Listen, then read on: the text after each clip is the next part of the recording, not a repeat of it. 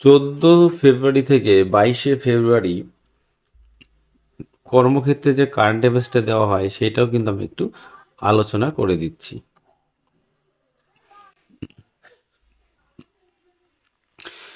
14 ফেব্রুয়ারি মুম্বাই হামলার অন্যতম চক্রী আতাউর রানাকে ভারতের তদন্তের স্বার্থে ভারতের হাতে তুলে দিতে নীতিগত সম্মতি দিল আমেরিকা। কাকে? আতাউর রানাকে। ঠিক আছে, যা বড় মাপের সাফল্য বলে মনে করছে বিদেশ মন্ত্রক। মার্কিন প্রেসিডেন্ট ডোনাল্ড ট্রাম্প বলেছেন, মুম্বাই হামলার অন্যতম চক্রী ও বিশ্বের অন্যতম শয়তানের প্রত্যর্পণে সায় দিয়েছে আমার সরকার। এবার সে ভারতের আইনি ব্যবস্থার মুখোমুখি হবে। রানা বর্তমানে আমেরিকার জেলে বন্দি আছে। ঠিক আছে, আর একটু দেখো, 2011 সালে 14 বছরের জেলের সাজা শুনিয়েছে মার্কিন আদালত। গোয়েন্দাদের দাবি, মুম্বাই হামলার পেছনে থাকা জঙ্গি সংগঠন লস্কর-ই তাইবাকে সব ধরনের সাহায্য করেছিল রানা। ঠিক আছে, তার লস্কর-ই তাইবাকে এটা একটা জঙ্গি সংগঠন। ঠিক আছে, এটা একটু মনে রাখবে। 18 ফেব্রুয়ারি একটা দেখো ঘটনা বলছে, ভারত সফরে এসে কাতারের আমির শেখ তামিম বিন হামাদ আলি থানি প্রধানমন্ত্রী নরেন্দ্র মোদীর সঙ্গে বৈঠকের পর দুদেশের সম্পর্ককে কৌশলগত সম্পর্কের পর্যায়ে উন্নীত করার জন্য নয়াদিল্লিতে একটি চুক্তি স্বাক্ষর করলেন। প্রশ্ন আসতে পারে, নয়াদিল্লিতে কার সাথে চুক্তি স্বাক্ষর করেছেন? কাতারের আমির নাম কি? Sheikh Tamim bin Hamad Al Thani. কার সাথে করেছেন? প্রধানমন্ত্রী নরেন্দ্র মোদীর সাথে বৈঠক করেছেন। এর ফলে অদূর ভবিষ্যতে দুদেশের মধ্যে নিরাপত্তা ও প্রতিরক্ষা ক্ষেত্রে সমঝোতা জোরালো হবে বলেই জানিয়েছে বিদেশ মন্ত্রক। পাশাপাশি বাণিজ্য, জ্বালানি, বিনিয়োগ, উৎপাদন, প্রযুক্তির ওপর জোর দিয়ে একাধিক সমঝোতা স্মারক বিনিময় হয়েছে দুদেশের মধ্যে।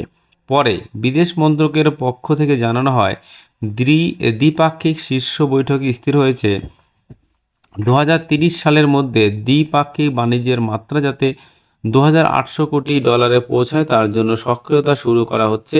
এই পরিমাপ এখন $1,500 কোটি কাছাকাছি। বেশ, 15 ফেব্রুয়ারি কি ঘটনা ঘটেছে দেখো। রাজ্য ভিজিল্যান্স কমিশনের দায়িত্ব নিলেন কে? অবসরপ্রাপ্ত আইএএস অফিসার অজিত রঞ্জন বর্ধন। এটা কিন্তু খুব ভালো কারেন্ট অ্যাফেয়ার্স। রাজ্যের ভিজিল্যান্সের দায়িত্ব কে নিলেন? ভিজিল্যান্স কমিশনের অজিত রঞ্জন বর্ধন। রাজ্যের মুখ্য সচিবের নাম কি? মনোজ পান্ত। স্বরাষ্ট্র সচিবকে? নন্দিনী চক্রবর্তী। কলকাতা পুলিশ কমিশনারকে? মনোজ বার্মা। তাহলে এখানে কিন্তু অনেকগুলো কারেন্ট অ্যাফেয়ার্স আছে। ঠিক আছে, অনেকগুলো কারেন্ট অ্যাফেয়ার্স আছে। আবার একবার রিপিট করে দিই, রাজ্য ভিজিল্যান্স কমিশনের দায়িত্ব নিলেন কে? অবসরপ্রাপ্ত আইএএস অফিসার অজিত রঞ্জন বর্ধন।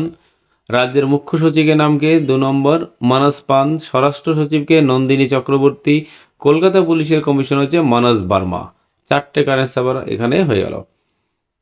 রাজ্যের একাধিক অফিসারের উপস্থিতিতে নতুন ভিজিল্যান্স কমিশনার হিসেবে বর্ধনকে রাজভবনে শপথ বাক্য পাঠ করান রাজ্যপাল। রাজ্যপালের নাম কি? সিভি আনন্দ বোস। গত বছর 2024 সালের মে মাসে অবসর নিয়েছিলেন 1989 ব্যাচের আইএএস অফিসার হচ্ছেন বর্ধন। বেশ কিছুদিন আগে ভিজিল্যান্স কমিশনার হিসেবে তার নিয়োগের ছাড়পত্র দিয়েছিল নবান্ন।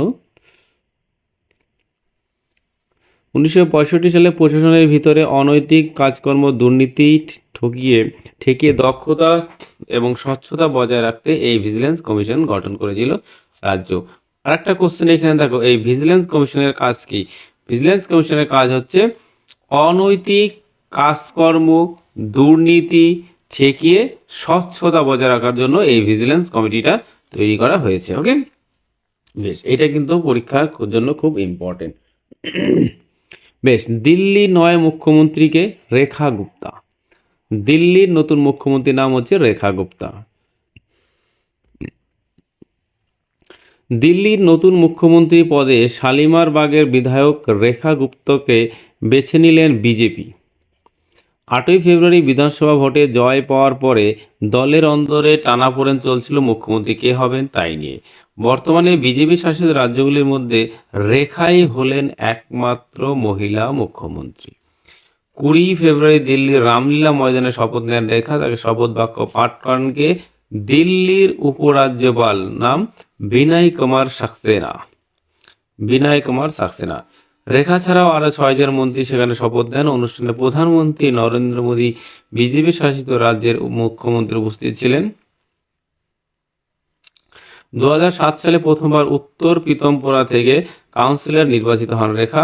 2012 সালে ফের জিতে তিনি দক্ষিণ দিল্লি পুরসভার মেয়র হন। ঠিক আছে, তাহলে এইটা মনে রাখবে, রেখা গুপ্তা আর বিনয় কুমার সাক্সেনা উপরাজ্যপাল, এটা কিন্তু মনে রাখবে। বেশ, 16ই ফেব্রুয়ারি কি বলছে?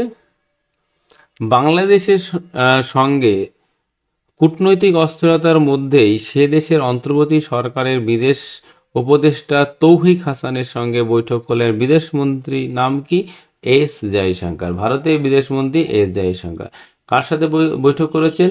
তৌহিক হোসেনের সাথে। এটা খুব ভালো প্রশ্ন, ঠিক আছে, এটা পড়বে।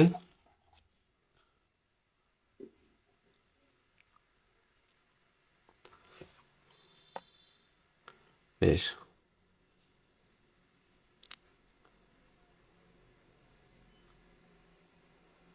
এরপরে দেখো 17 ফেব্রুয়ারি দেশের মুখ্য নির্বাচন কমিশনার পদে নির্বাচন কমিশন কি হলেন, মানে মুখ্য নির্বাচন কমিশনারের নাম কি বর্তমানে? তিনি হচ্ছে জ্ঞানেশ কুমার। ওকে, বর্তমানে কে? Gyanesh Kumar, chief election commissioner. এটা কিন্তু মনে রাখবে, ঠিক আছে, জ্ঞানেশ কুমার। তিনি রাজীব কুমারের স্থলাভিষিক্ত হলেন। এদিন তার উত্তরসূরি বাছতে বৈঠকে বসেন প্রধান নির্বাচন কমিটির 3 সদস্য, প্রধানমন্ত্রী নরেন্দ্র মোদী, কেন্দ্রীয় স্বরাষ্ট্রমন্ত্রী অমিত শাহ ও লোকসভার বিরোধী দলনেতা রাহুল গান্ধী। এইটা মনে রাখবে যে চিফ ইলেকশন কমিশনকে কে নিয়োগ করেন? প্রধানমন্ত্রী থাকবেন বৈঠকে, থাকে স্বরাষ্ট্রমন্ত্রী, আর থাকে হচ্ছে লোকসভার বিরোধী দলনেতা। এই 3 জন কিন্তু থাকে, ঠিক আছে। এটা ভালো প্রশ্ন,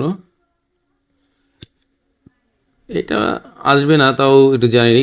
আর নির্বাচন কমিশনার হিসেবে জ্ঞানেশের ছেড়ে যাওয়া পদে নিযুক্ত হয়েছেন বিবেক যোশী। বিরোধী দলনেতার নাম কি? রাহুল গান্ধী। ঠিক আছে, বেশ। এরপরে দেখো কি বলছে, এই যে প্রতুল মুখোপাধ্যায় প্রয়াত। প্রশ্ন আসতে পারে প্রতুল মুখোপাধ্যায় ইনি কে? বাংলাদেশে বাংলা গানের বিশিষ্ট শিল্পী প্রতুল মুখোপাধ্যায় প্রয়াত হয়েছেন।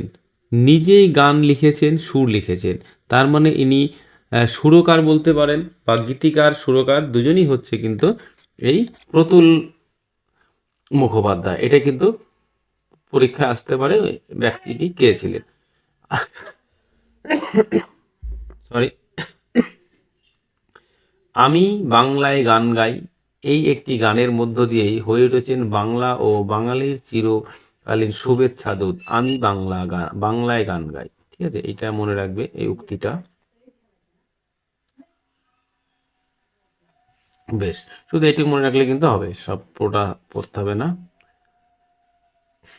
এবার দেখো 18 ফেব্রুয়ারি কি বলছে? অসমের সঙ্গে ভুটান ও বাংলাদেশের জলপথ বাণিজ্য উন্নত করার লক্ষ্যে সে রাজ্যের যোগী ঘোড়ায় অভ্যন্তরীণ জলপথ টার্মিনালের উদ্বোধন করলেন কে?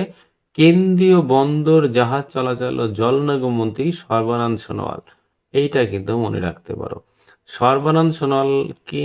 তিনি যে কেন্দ্রীয় বন্দর, জাহাজ চলাচল ও জলপথ মন্ত্রী। ওকে, এটা হচ্ছে বাংলাদেশ, ভুটান ও বাংলাদেশের জলপথের মধ্যে বাণিজ্য লক্ষ্যে সে রাজ্যের অভ্যন্তরীণ জলপথ টার্মিনালের উদ্বোধন করলেন। ওকে, এরপর দেখেন প্রাক্তন ঘরোয়া ক্রিকেটার অধিনায়ক ও মুম্বাইয়ের প্রাক্তন অধিনায়ক মিলিন্দ রেগে 76 বয়সে প্রয়াত হলেন। প্রশ্ন আসতে পারে মিলিন্দ রেগে কে?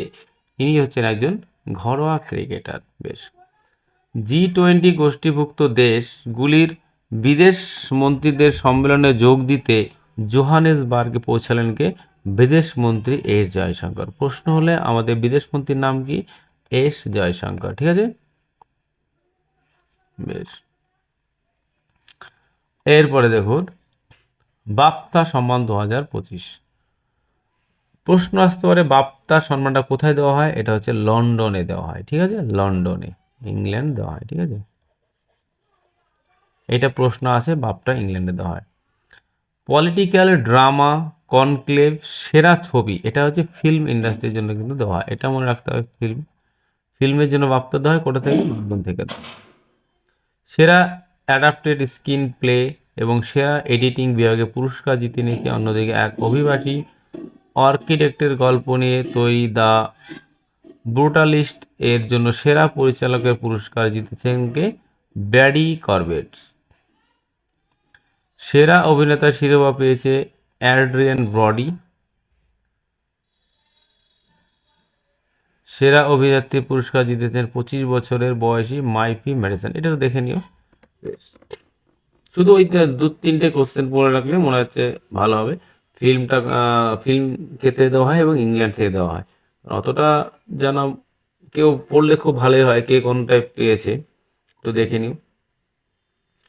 এবার দেখো 21শে ফেব্রুয়ারি কি বলছে? দক্ষিণ আফ্রিকার জোহানেসবার্গে G20 বিদেশ মন্ত্রী সম্মেলনে যোগ দিয়েছেন চীন ও রাশিয়ার বিদেশ মন্ত্রীদের সঙ্গে গুরুত্বপূর্ণ বৈঠক করলেন এস জয়শঙ্কর। মানে সমস্ত বিদেশ মন্ত্রীগুলো এখানে যোগদান করেছিলেন। সেটা কোথায়? জোহানেসবার্গ। এটা কোথায় অবস্থিত? এটা হচ্ছে সাউথ আফ্রিকায়। বেশ। এই যে কুম্ভ মেলা, এটা দিয়েছে নয়াদিল্লি স্টেশনে পদপিষ্ট হয়ে মৃত 15। কুম্ভের পুণ্যার্থীদের প্রবল ভিড়ের মধ্যে পদপিষ্ট হয়ে নয়াদিল্লি স্টেশনে অন্তত 15 জনের মৃত্যু হলো। প্রশ্ন আসতে পারে কুম্ভ মেলার জন্য পদপিষ্ট হয়ে 15 জনের মৃত্যু হয়েছে কোথায়? সেটা হচ্ছে দিল্লিতে, নয়াদিল্লি। ঠিক আছে,